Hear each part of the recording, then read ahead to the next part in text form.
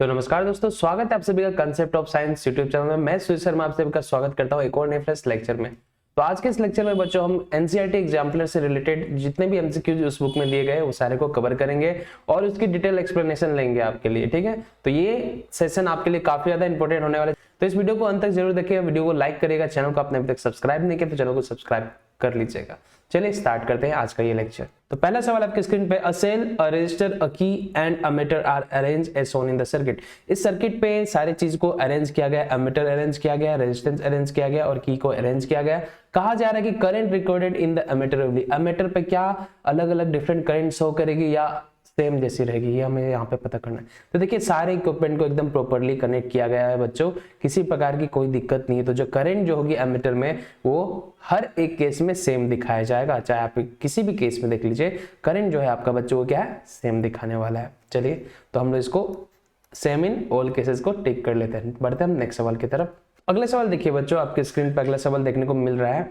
In the following circuit heat produce in the resistor और combination of the resistor connected to a 12 volt battery will be. तो बच्चों heat की यहाँ पे बात की जा रही है, ठीक है ना। तो हीट की बात की जा रही है, हीट की आपके पास तीन फॉर्मूला है, H is equal to I square R T होती है, और क्या होती है बच्चों आपके पास, heat is equal to V square by R into T, ये भी होती है कि नहीं। तो बेसिकली हम ये दो फॉर्मूला के ऊपर चलेंगे बच्चों। तब यहाँ पे हम देखते हैं कि रेजिस्टेंस जो है, अब हमें ये तो जाहिर सी बात है कि हमें ऐसी सर्किट को ढूंढना है जहां पे रेजिस्टेंस रुकावट कम हो। तो देखिए इस केस में रेजिस्टेंस हमारे 2 ओम है, इस केस में सीरीज में कनेक्टेड है, तो यहाँ पे इक्विवेलेंट रेजिस्टेंस हमारा कितना हो जाएगा बच्चों, 4 ओम रेजिस्टर हो जाएगा। और यहाँ पे हम इक्विवेलेंट निकाले तो बच्चों ये सीरीज में पैरेलल में कनेक्टेड है, तो पैरेलल में जब भी कोई रेजिस्टर कनेक्ट किया जाता है तो इसकी इक्विवेलेंट रेजिस्टेंस कितनी हो जाती है बच्चों, R1 into R2 by R1 plus R2 that is equal to 4/4, और ये हो जाएगा 1 ओम। तो 1 ओम के थ्रू अब कितनी हीट जाएगी ये देखते हैं। तो हमारे पास अब बात आती है दो फॉर्मूलाज है यहाँ पे।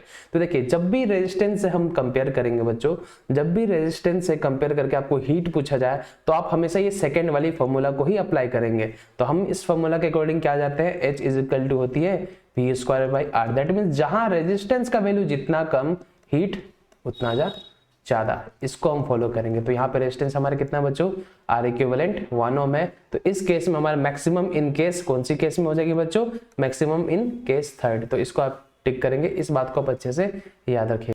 अगला सवाल देखते हैं बच्चों, हमारे स्क्रीन पे है, electrical resistivity of A given material wire depends upon. Electrical resistivity आखिर किस चीज पे डिपेंड करती है, तो क्या वो लेंथ पे डिपेंड करती है, क्या थिकनेस पे, क्या शेप पे, या फिर नेचर ऑफ मटेरियल में। तो इलेक्ट्रिकल रेजिस्टिविटी जो होती है बच्चों वो किस पे डिपेंड करती है, वो हमेशा डिपेंड करेगी टेम्परेचर पे। दो ही चीज पे वो डिपेंड करती है, दूसरा डिपेंड करती है कि वो किस नेचर की बनी हुई है। सिल्वर का रेजिस्टिविटी जो होती है बच्चों, और कॉपर की रेजिस्टिविटी, एल्युमिनियम की रेजिस्टिविटी सबकी डिफरेंट होती है, ठीक है। तो नेचर पे डिपेंड करता है। अब रेजिस्टिविटी की जो हम बात करते हैं, रेजिस्टिविटी कौन सी फैक्टर जिसपे डिपेंड नहीं करती है, तो लेंथ पे डिपेंड नहीं करेगी। और number 4 area of cross section, ठीक है ना, area of cross section, area of cross section पे भी ये डिपेंड नहीं करेगी। तो ये 2 पॉइंट भी आपको याद रखना है। और चारों के चारों पॉइंट को कौन सेटिस्फाई करता है बच्चों, जब हम रेजिस्टेंस की बात करेंगे, जब हम रेजिस्टेंस की बात करेंगे तो वो लेंथ पे भी डिपेंड करेगा, एरिया ऑफ क्रॉस सेक्शन पे भी डिपेंड करेगा, साथ ही साथ हमारा वो टेम्परेचर और नेचर ऑफ द मटेरियल पे भी डिपेंड करेगा। तो इस सवाल में जो हमारा करेक्ट आंसर होगा वो हमारा ऑप्शन डी हो जाती है। बढ़ते हैं बच्चों नेक्स्ट सवाल की तरफ। आइए बच्चों अगला सवाल देखते हैं, question number 4, a current of 1 ampere is drawn by filament of electric bulb, number of electron passing through a cross sectional of A filament in 60 second would be रफली, कितनी होगी। तो बच्चों यहाँ पे हमें जो फॉर्मूला यूज करनी है, यहाँ पे कहा जा रहा है नंबर ऑफ इलेक्ट्रॉन निकालने के लिए। तो हमने बच्चों क्वांटाइजेशन ऑफ चार्ज से क्या पढ़ा है, Q इज इक्वल टू होती है N इंटू E, और एक और चार्ज की फॉर्मूला हम क्या जानते हैं, Q is equal to I into t. तो बच्चों हमें यहाँ पे नंबर ऑफ इलेक्ट्रॉन्स निकालने हैं कि कितनी होगी। तो यहाँ से हम फॉर्मूला क्या लिख सकते हैं, N is equal to Q by E लिख सकते हैं। लेकिन बच्चों अभी हमारे पास चार्ज की वैल्यू नहीं है। लेकिन आप इस सवाल की तरफ ध्यान देंगे तो आपको इस सवाल में करंट की वैल्यू भी दे दी गई है और टाइम की वैल्यू भी दे दी गई है। तो इस फॉर्मूला को लगा के हम चार्ज निकाल लेंगे, Q is equal to I 1 ampere है और टाइम हमारा 16 सेकंड है, दैट इज इक्वल टू 16 हो जाएगा बच्चों, है कि नहीं। 16 coulomb, coulomb is the unit of electric charge, आपको ये पता होना चाहिए। तो इस फॉर्मूला को अप्लाई करेंगे इसमें, तो हमारे पास कितना हो जाएगा बच्चों, 16 बाय इलेक्ट्रॉन। तो इलेक्ट्रॉन क्या है बच्चों, चार्ज ऑफ इलेक्ट्रॉन हम लोग डालेंगे। चार्ज ऑफ इलेक्ट्रॉन कितनी होती है, 1.6 इंटू 10 टू द पावर -19। इसको हम लोग सीधा ऊपर लिख लेते हैं बच्चों, 10 टू द पावर 19। अब इसको हम फर्दर सॉल्व करेंगे तो क्या लिख सकते हैं, 16 बाय क्या करते हैं यहाँ पे एक पॉइंट देके 0 दे देंगे, तब पॉइंट से पॉइंट हमारा कैंसिल हो जाएगा। That means 160/16 into 10 to the power 19। ये 16 से हम इसको उड़ाएंगे तो यहाँ पे 10 आ जाएगा, ये 10 और ये 19 मिलकर के कितना हो जाएगा बच्चों, 10 टू द पावर 20 हो जाएगा, है कि नहीं। तो हमारा आंसर क्या हो गया, ऑप्शन ए को हम टिक कर देंगे। समझ में आया ना बच्चों। वीडियो पसंद आ रहा है तो वीडियो को लाइक करिएगा, चैनल को सब्सक्राइब करिएगा, अपने दोस्तों में भी इसे जरूर शेयर करिएगा, क्योंकि इसी प्रकार के इंटरेस्टिंग लेक्चर आपके लिए आते रहेगा। ठीक है, चलिए अगले सवाल की तरफ बच्चों आप ध्यान दीजिए। यहाँ पे कहा जा रहा है identify the circuit in which electrical component have been properly connected. तो यहाँ पे 4 इलेक्ट्रिकल सर्किट दी गई है, आपको यहाँ से बताना है बच्चों की कौन सी सर्किट सही है कौन सी गलत है। बेसिकली देखा जाए तो आपको यहाँ पे बताया जा रहा है कि प्रॉपर्ली किसको मैच किया गया है। तो यहाँ पे बच्चों इस फिगर की तरफ हम आएंगे तो ये हमारा पॉजिटिव टर्मिनल है, इसके साथ रेजिस्टेंस लगी हुई है और ये हमारा एमीटर है सीरीज में, ठीक है। लेकिन यहाँ पे बच्चों हम देख रहे हैं वोल्ट मीटर जो है, वोल्ट मीटर क्या है बच्चों, सीरीज में लगाया। क्या वोल्ट मीटर को सीरीज में लगाया जाता है, तो बोलेंगे नहीं सर वोल्ट मीटर को हम सीरीज में नहीं लगा सकते, क्योंकि वोल्ट मीटर क्या करता है, वोल्टेज मेजर करता है, और वोल्टेज मेजर करने के लिए वोल्टेज सेम कब रहेगी, जब हम पैरेलल में कनेक्ट करेंगे, ठीक है ना। तो यही कारण है वोल्ट मीटर को हम पैरेलल में कनेक्ट करते हैं। तो ये फिगर हमारा जो है वो गलत हो गया। नेक्स्ट हम लोग इसके तरफ बढ़ते हैं बच्चों। तो यहाँ पे देखिए पॉजिटिव टर्मिनल, करंट ऐसा है कि रेजिस्टेंस लगी है, और यहाँ पे आप देखेंगे तो रेजिस्टेंस के साथ वोल्ट मीटर को पैरेलल में लगाया गया है। तो ये तो वोल्ट मीटर वाला केस सही है, और यहाँ से फिर करंट ऐसे बढ़ेगी, फिर पॉजिटिव टर्मिनल के पास एमीटर की आएगी। तो ये फिगर जो है बच्चों ये करेक्ट है। हम नेक्स्ट फिगर की तरफ चलते हैं। तो यहाँ पे देखिए, यहाँ पे एमीटर को सीरीज में कनेक्ट किया है। क्या एमीटर को कभी भी सीरीज में कनेक्ट किया जाता है, तो आप बोलेंगे नहीं सर एमीटर को कभी भी सीरीज में कनेक्ट नहीं करते हैं, क्योंकि एमीटर क्या करती है, करंट मेजर करती है, और करंट कब मेजर करेगी, जब सीरीज में हम उसको कनेक्ट करेंगे, ठीक है। तो ये हमारा, क्योंकि सीरीज कनेक्शन में ही करंट का वैल्यू हमारा मैक्सिमम होता है, इसलिए हम एमीटर को सीरीज में कनेक्ट करते हैं। और पोटेंशियल डिफरेंस, ये जो हमारा वोल्ट मीटर को पैरेलल में इसलिए कनेक्ट करते हैं क्योंकि पैरेलल में वोल्टेज हमेशा सेम होता है। बढ़ते हैं नेक्स्ट सवाल की तरफ। नेक्स्ट सवाल है, नेक्स्ट ऑप्शन देख लेते हैं। नेक्स्ट ऑप्शन की तरफ देखें तो यहाँ पे वोल्ट मीटर को करेक्टली मैच किया गया है, लेकिन यहाँ पे जो बच्चों एमीटर को कनेक्ट किया गया ना, ये देखिए करंट हमारे इस प्रकार से आ रहा है, लेकिन यहाँ पे निगेटिव टर्मिनल लगा दी गई एमीटर की, तो ये सर्किट काम नहीं करेगा। तो देखा जाए तो बच्चों ऑप्शन 2 हमारा सही है, तो ऑप्शन बी को हम यहाँ पे टिक कर लेंगे। उम्मीद है आपको समझ में आया होगा। काफी इंपॉर्टेंट सवाल है, ऐसे सवाल बोर्ड्स में हर बार रिफ्लेक्ट करते रहते हैं। आइए बच्चों अगला सवाल देख ले हम। अगला सवाल पे कहा जा रहा है what is the maximum resistance which can be made using 5 resistor each of 1/5 ohm. तो 1/5 ओम के आपको 5 रेजिस्टर दिए गए हैं, इसको आप इस प्रकार से आपको कनेक्ट करना है कि इसकी इक्विवेलेंट रेजिस्टेंस मैक्सिमम आ जाए। तो बच्चों जब भी रेजिस्टेंस को हम सीरीज में कनेक्ट करते हैं, ये बात आप याद रखिएगा, जब भी हम रेजिस्टेंस को सीरीज में कनेक्ट करते हैं तो हमारा जो रेजिस्टेंस होती है वो हमेशा क्या आती है बच्चों, मैक्सिमम आती है। लेकिन जब भी हम इसको पैरेलल में कनेक्ट करते हैं, तो हमारा रेजिस्टेंस हमेशा मिनिमम आता है। तो अगर जो आपको कभी भी सवाल में मैक्सिमम कहा जाए तो आप उस रेजिस्टर को सीरीज में कनेक्ट कर दीजिए, अगर जो आपको हमेशा मिनिमम रेजिस्टेंस कहा जाए तो उसको आप पैरेलल में कर लीजिए। हमेशा याद रखिएगा मैक्सिमम सीरीज की फॉर्मूला क्या होती है बच्चों, R1 + R2 हम लोग करते हैं। यही पैरेलल की बात करें तो रेसिप्रोकल में ऐड करते हैं 1/R1 + 1/R2, इस प्रकार से हम लोग आगे बढ़ते हैं। तो इस सवाल में आपको मैक्सिमम रेजिस्टेंस कहा गया, तो मैक्सिमम रेजिस्टेंस के लिए आप क्या करेंगे, सीरीज में कनेक्ट करेंगे। और 5 ओम को अगर आप सीरीज में कनेक्ट करेंगे तो बच्चों 1/5 + 1/5 + 1/5 + 1/5 + 1/5 ऐसे ही करेंगे तो आपके पास क्या आएगा, 5/5 आएगा। 5 से 5 कैंसिल करेंगे, 1 ओम की आपके पास इक्विवेलेंट रेजिस्टेंस। तो मैक्सिमम रेजिस्टेंस इससे हम जो निकाल सकते हैं बच्चों, वो हमारा कितना है, वो हमारा 1 ओम है। क्लियर। बढ़ते हैं नेक्स्ट सवाल की तरफ। अगला सवाल देखिए बच्चों, what is the minimum resistance which can be made using 5 resistance. Same question है, बस आपको ये क्या करनी है बच्चों, इसकी आपको मिनिमम रेजिस्टेंस निकालनी है। मिनिमम रेजिस्टेंस के लिए अभी मैंने आपको बताया। तो बच्चों इस सवाल के आंसर आप कमेंट सेक्शन में कमेंट करके जरूर दीजिएगा, हम आपकी कमेंट का इंतजार कर रहे हैं। चलिए बढ़ते हैं नेक्स्ट सवाल की तरफ। अगले सवाल की तरफ आप ध्यान दीजिएगा बच्चों, the proper representation of series combination of cell obtaining maximum potential. कहा जा रहा है कि जो देखिए होता क्या है, बेसिकली हम लोग सेल और बैटरी के बारे में बात करने वाले। तो सेल क्या होती है बच्चों, ऐसी प्लेट जिसमें एक में पॉजिटिव टर्मिनल लगी हुई, एक में निगेटिव टर्मिनल लगी हुई, इसको हम लोग सेल कहते हैं। इसको क्या कहते हैं बच्चों, सेल कहते हैं। लेकिन यही बहुत सारे सेल को लेकर के हम एक साथ कंबाइन कर देते हैं, तो उसी को हम क्या कहते हैं बच्चों, बैटरी कहते हैं, है कि नहीं। तो battery simply what, it is a combination of cell, it is a combination of what बच्चों, ऑफ सेल। तो combination of cell is called battery. तो यहाँ पे हम देखें बच्चों, पॉजिटिव टर्म और जो सेल कंबाइन हम किस प्रकार से करेंगे, अगर जो कोई पॉजिटिव टर्मिनल है और एक निगेटिव टर्मिनल है तो फिर निगेटिव से पॉजिटिव होगी इस प्रकार से। तो यहाँ पे ऑर्डर जो हम बच्चों देख रहे हैं, पहला ऑप्शन देखिए positive terminal, negative positive negative alternative होनी चाहिए, पॉजिटिव नेगेटिव अल्टरनेट पोजीशन होनी चाहिए। यहाँ पे देखते हैं तो बच्चों यहाँ पे पॉजिटिव टर्मिनल तो लगाया गया, लेकिन ये सारे प्लेट्स आपस में कनेक्टेड नहीं है बच्चों, ये प्लेट्स आपस में कनेक्टेड नहीं है, इसलिए ये गलत हो जाएगा। यहाँ पे हम लोग देख रहे हैं बच्चों ये पॉजिटिव टर्मिनल ठीक है, ये नेगेटिव, लेकिन फिर देखिए यहाँ पे नेगेटिव है और ये पॉजिटिव नेगेटिव पॉजिटिव पॉजिटिव फिर से फिर नेगेटिव, तो यहाँ पे सीरीज नहीं बन पा रही अच्छे से, इसलिए ये भी फिगर हमारा गलत हो गया।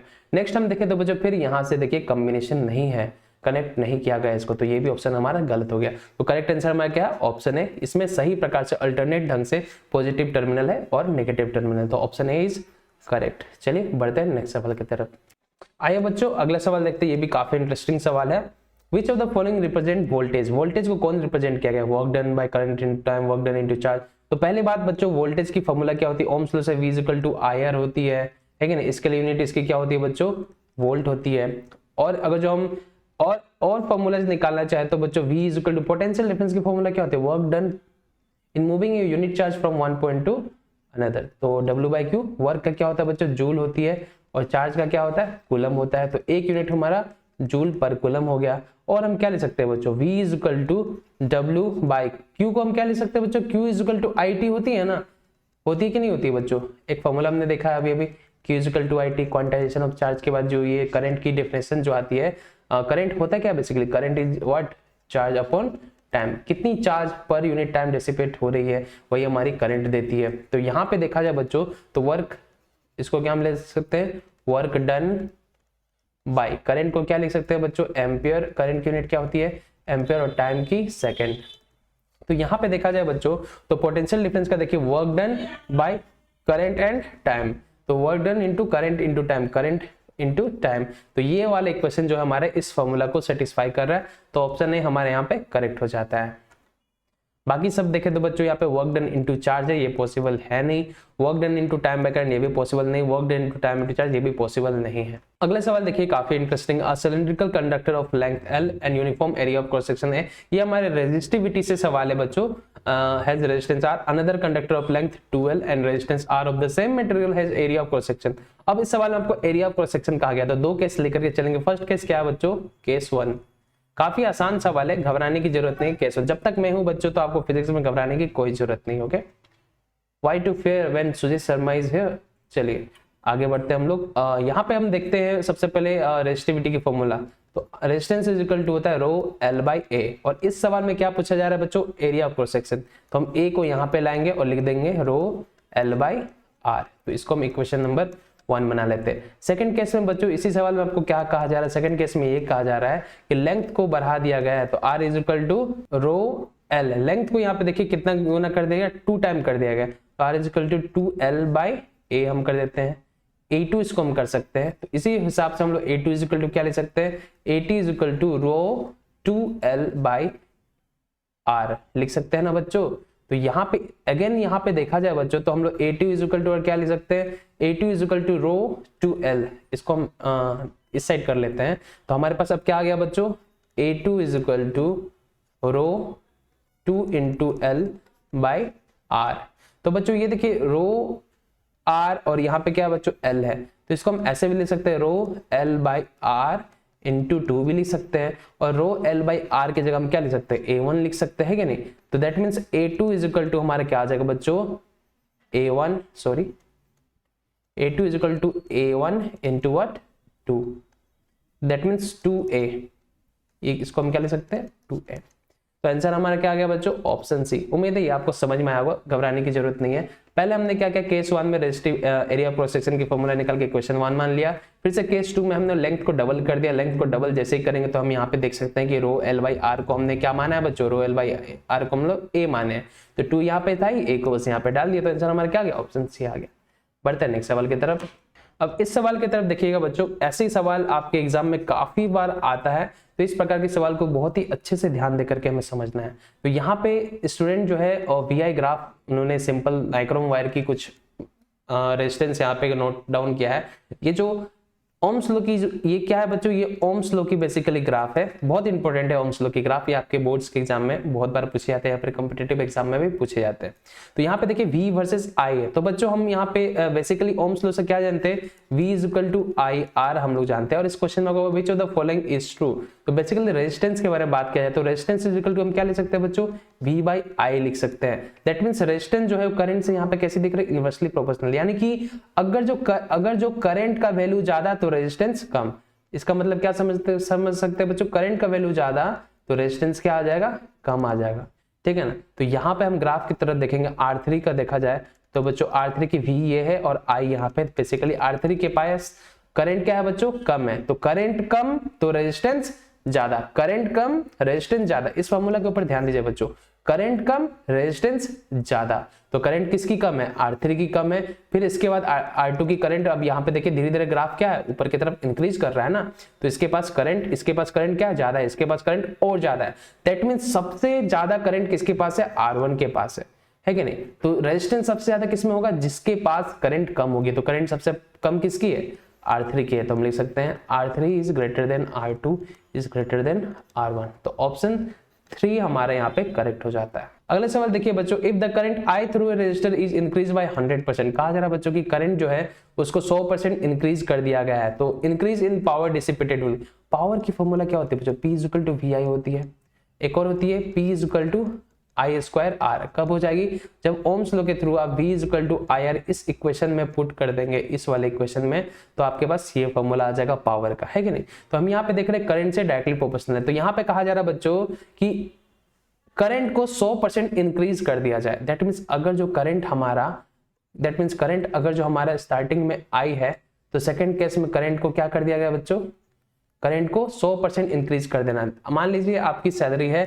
2000 रुपया, मान लेते हैं आपको मैं 2000 रुपया देता हूँ, उसका 100% कितना हुआ, 2000 का 100% बच्चों कितना हुआ, 2000 ही हुआ।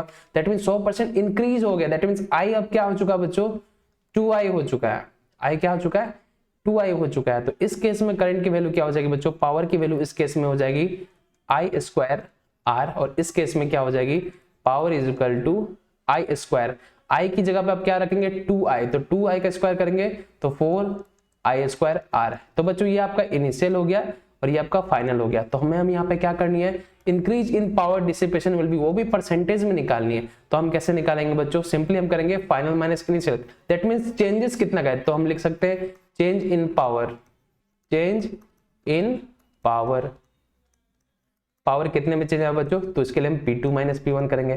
कैसे पोटेंशियल डिफरेंस निकालते हैं उसी प्रकार से, तो ये हम जब निकालेंगे तो बच्चों 4I स्क्वायर R से I स्क्वायर R जाएगी, तो कितनी हो जाएगी 3I स्क्वायर R हो जाएगी नहीं हो जाएगी। अब हमको क्या निकालनी है बच्चों, percentage increase in power, percentage increase in what बच्चों, इन पावर, कितनी परसेंट इंक्रीज किया जाएगा, तो बच्चों हम कैसे निकालेंगे 3I स्क्वायर R।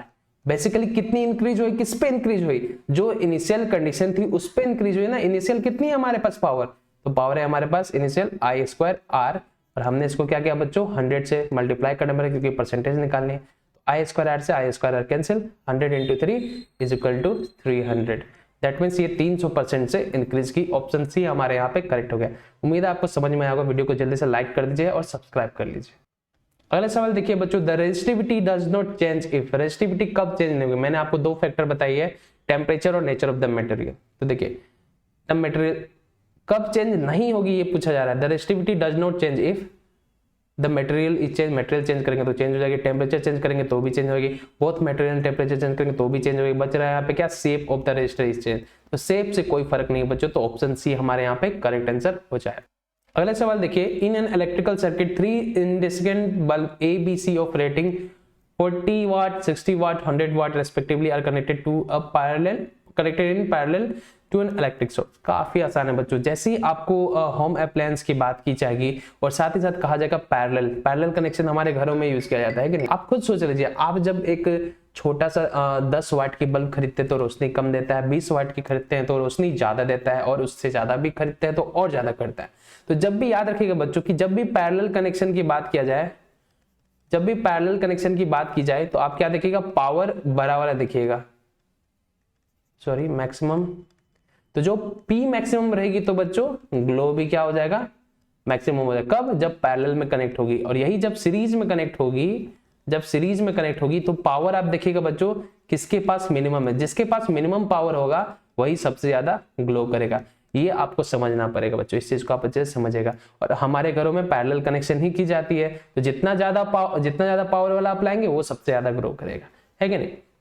तो brightness of the all bulb will be same, ये नहीं होगा। Brightness of bulb A will be maximum, ये भी नहीं होगा।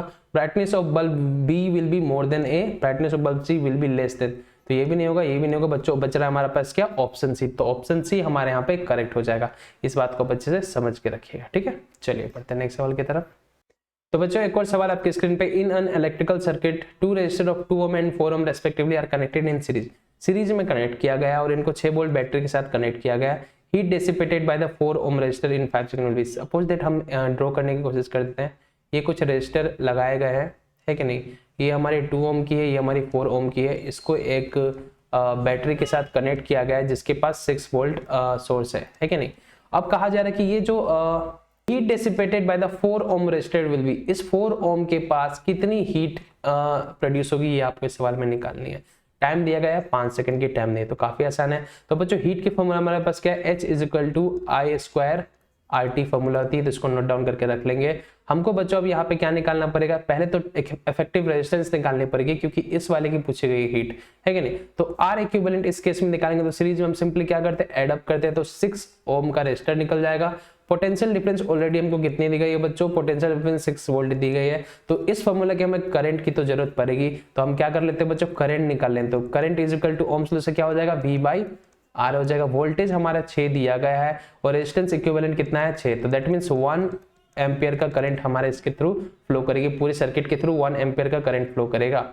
अब हमें हीट निकालनी है तो 1 का स्क्वायर कर देंगे क्योंकि सीरीज में करंट सेम होती है, इनटू रेजिस्टेंस किसके थ्रू निकालना है? 4 ohm के थ्रू। तो 4 इंटू टाइम कितना दिया गया बच्चों? 5 सेकंड दिया गया। तो इसको जब आप सॉल्व करेंगे तो H = 20 जूल। हीट की यूनिट क्या होती है बच्चों? जूल होती है। तो आंसर क्या हो गया? Option C. इसमें आप V²/RT नहीं लगाएंगे, H = V²/RT नहीं लगाएंगे। इस बात को आप याद रखिए। क्यों? क्योंकि यहाँ पे सर्किट जो है सीरीज में कनेक्ट की गई है, तो इस बात को आप अच्छे से याद रखिएगा, ठीक है। चलिए पढ़ते हैं नेक्स्ट सवाल में।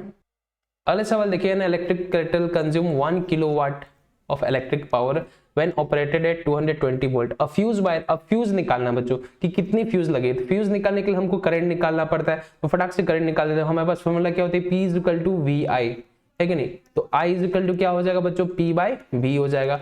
पावर 1 किलोवाट देगा, 1 किलोवाट में कितना वाट होता है? 1000 वाट होता है। V कितना है बच्चों? 220 है। इसको जब आप डिवाइड करेंगे तो 22, ये कितने टाइम जाएगा बच्चों? समथिंग मुझे लगता है 2, इसको जब आप डिवाइड करेंगे तो 4.5 के समथिंग एम्पियर में आ जाएगा। और हमको पता है जब भी हम करंट निकाल लेते हैं तो उससे हल्का सा बड़ा हम फ्यूज लेते हैं, तो ये 4.5 है, इसका राउंड फिगर निकालिए 5 एम्पियर। दैट मीन जो फ्यूज हम लोग लगाएंगे वो कितने एम्पियर का होना चाहिए? 5 एम्पियर का। तो ऑप्शन डी, क्योंकि अगर जो आप 4 एम्पियर का लगा देंगे और करंट तो इससे 4.5 जा रहा है जो कि इससे ज्यादा है, तो फ्यूज यहाँ पे जल के टूट जाएगा। अगला सवाल देखिए बच्चों, 2 resistor 2 ohm and 4 ohm are connected to a battery will have. तो 2 फिर से यहाँ पे हमें रजिस्टर देंगे, इसको किस प्रकार से कनेक्ट किया गया देखा जाएगा। Same current flow through when connected in parallel. तो हमको पता है बच्चों जब भी रजिस्टर इस प्रकार से कनेक्ट होती है, पैरेलल से कनेक्ट होती है, तो इसमें करंट जो जाता है बच्चों, करंट स्प्लिट हो जाती है, सेम करंट नहीं जाती है। करंट क्या हो जाता है? स्प्लिट हो जाता है, डिपेंडिंग अपॉन की कितने ओम के रजिस्टर लगाई गई है। तो यहाँ पे करंट स्प्लिट हो जा रहा है, तो करंट क्या सेम रहेगा? नहीं रहेगा। तो ऑप्शन ए गलत है। Next, same current flow through when they are connected in series. अब देखिए रजिस्टर ऐसे कनेक्टेड किया गया है कि नहीं। अब इसमें करंट क्या सेम जाएगी? जी हाँ सेम जाएगी। यही तो कारण है जो एमीटर को हम लोग सीरीज में लगाते हैं, यही मेन कारण है कि एमीटर को सीरीज में लगाते हैं। क्यों? क्योंकि एमीटर सीरीज में ही मैक्सिमम करंट हमें दे, और सीरीज में जो करंट होती है वो हमेशा सेम होती है, क्योंकि देखिए एक ही वायर है ना, तो एक ही वायर के थ्रू सेम करंट जाएगी। तो ऑप्शन बी हमारे यहाँ पे करेक्ट है। आगे बाकी ऑप्शन को भी देख देते हैं। Same potential difference across when them are connected in series. देखिए सीरीज में कनेक्ट होगी तो पोटेंशियल डिफरेंस कैसे? पोटेंशियल डिफरेंस तो हमेशा बच्चों हम लोग क्या करते हैं? पैरेलल में कनेक्ट करते हैं ना, तो ये भी हमारा क्या हो गया? गलत हो गया। Next, different potential difference across them when they are connected in parallel. अगर जो इनको हम पैरेलल में कनेक्ट कर देंगे, बच्चों, तो कहा जा रहा है कि इसके पास पोटेंशियल डिफरेंट हो जाएगा। क्यों डिफरेंट नहीं होगा बच्चों? क्योंकि पोटेंशियल जो होती है, पोटेंशियल डिफरेंस पैरेलल में ही सेम होती है, इसलिए तो पोटेंशियल डिफरेंस को हम लोग बच्चों हमेशा पैरेलल में लगाते हैं। है कि नहीं। तो ये दोनों स्टेटमेंट गलत दिया गया। कहा क्या कहा गया, different potential difference across when them are connected in parallel. Parallel में कनेक्ट किया जाएगा तो पोटेंशियल डिफरेंस डिफरेंट आएगा, ये कहा जा रहा है, लेकिन ऐसा तो होता नहीं है, पैरेलल में ही पोटेंशियल डिफरेंस सेम होती है। The unit of electric power में बी एक्सप्रेस्ड एज, तो पावर का फॉर्मूला था P = VI, पावर का फॉर्मूला बच्चों और क्या होती है, I² R होती है कि नहीं। इसी के प्रकार से पावर का एक और फॉर्मूला, I की जगह पे ओम्स लॉ लगाएंगे तो V²/R हो जाती है। तो हमारे पास ये 3 फॉर्मूला है पावर के लिए। एक और है बच्चों P = W/T, ये भी है ना पावर की फॉर्मूला। तो हमको यहाँ पे यूनिट ऑफ इलेक्ट्रिक पावर क्या हो सकती है, वोल्ट एम्पियर, वोल्ट एम्पियर। जैसे V की वोल्ट होती है, करंट की एम्पियर होती है, तो ये ऑप्शन है सही है। Next kilowatt hour, kilowatt hour that means ये बिल्कुल नहीं है। वाट सेकंड, जी नहीं, ये भी नहीं हो सकती है। और जूल सेकंड, ये भी नहीं हो सकती है। एक second, joule second. P = W/T, work का क्या होता है बच्चों, वर्क का होता है हमारा जूल, और जूल पर सेकंड हो सकती थी, जूल सेकंड नहीं हो सकता है कि नहीं। तो ऑप्शन ए हमारा करेक्ट हो गया। तो बच्चों ये था आज के हमारे सेशन में, उम्मीद है आपको ये पसंद आएगा। वीडियो पसंद है वीडियो को लाइक करेगा, चैनल को आपने अभी तक सब्सक्राइब नहीं किया तो बच्चों क्या कर रहे हो, सब्सक्राइब करो, आपका काफी ज्यादा फायदा होने वाला है। और हाँ, टेलीग्राम और व्हाट्सएप ग्रुप को भी जरूर ज्वाइन कर लीजिए, लिंक डिस्क्रिप्शन में आपको मिल जाएगी, जहां पे आपको सारी इंपॉर्टेंट पीडीएफ्स मिलती है, प्रीवियस ईयर की क्वेश्चंस मिलती है। तो चैनल को सब्सक्राइब कर लीजिए, ग्रुप ज्वाइन कर लीजिए। मिलते हैं नेक्स्ट वीडियो में, till then bye bye, take care.